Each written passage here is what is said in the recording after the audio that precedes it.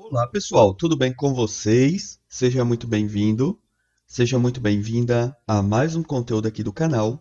Hoje eu quero mostrar como você consegue espelhar o que você está fazendo no celular para o seu notebook. Aqui no caso eu estou usando o Windows 10, ok? Vamos aqui no menu iniciar, configurações aqui na engrenagem, sistema, aqui embaixo projeção para este computador.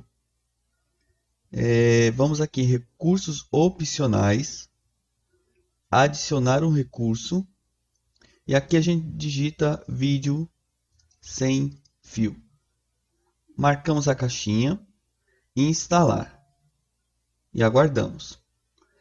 Lembrando, se o seu Windows já tem esse aplicativo, não precisa fazer isso aqui que eu estou mostrando, ok? Isso aqui é para quem não tem ele como aplicativo nativo do sistema, ok? O que eu vou mostrar logo a seguir.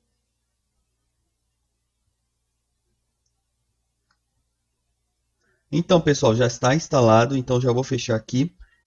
Então, pessoal, vamos abrir o aplicativo agora após a instalação. Menu iniciar. Conectar é o nome do aplicativo. Já está aqui em cima para mim, ó, conectar. Abre ele, já vai reconhecer o nome do seu computador.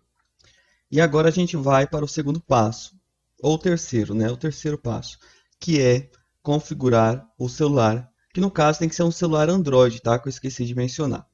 Então vamos lá. Vou iniciar a gravação aqui no celular. Vamos em configurações. Lembrando que algum nome ou frase pode estar com nome diferente, vamos dizer assim, tá? Que depende muito de cada celular. Então vamos aqui, ó, configurar. Aqui na área de conexões, vamos em conexão e compartilhamento. Aqui embaixo, display sem fio. E vamos ativar, tá? Vamos sair daqui. Deixa eu sair.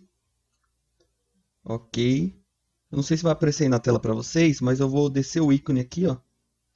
E vamos lembrando que eu estou usando o Bluetooth ligado, tá? E aqui em Cast, que é o espelhamento. É só clicar nele.